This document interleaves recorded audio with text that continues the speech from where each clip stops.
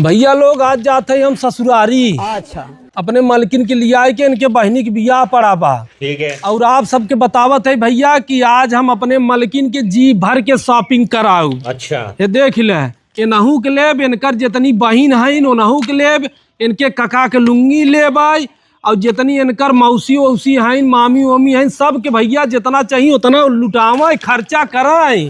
समझ गया। बैठी गोलू पापा। हाँ हाँ, बैठ बैठ बैठ। अरे गोलू पापा मोबाइल ही अपन भुलाइए। लियो लियो लियो, जल्दी लियो। आवत है।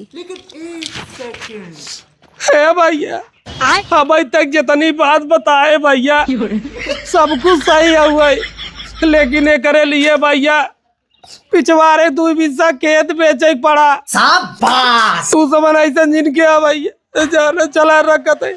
आओ आओ। तो भैया आप सब भैया अपने मेहरारू के लिए जा, बढ़िया शॉपिंग करावा और खरीदारी करावा। ससुरारी में जा भैया, सड़ुआनी के ध्यान देना बोलो। हाँ, अपने अपने मेहरारू खूब मानत जा। हाँ, जैसे हम मानत है जाना। चला भैया। हाँ चले।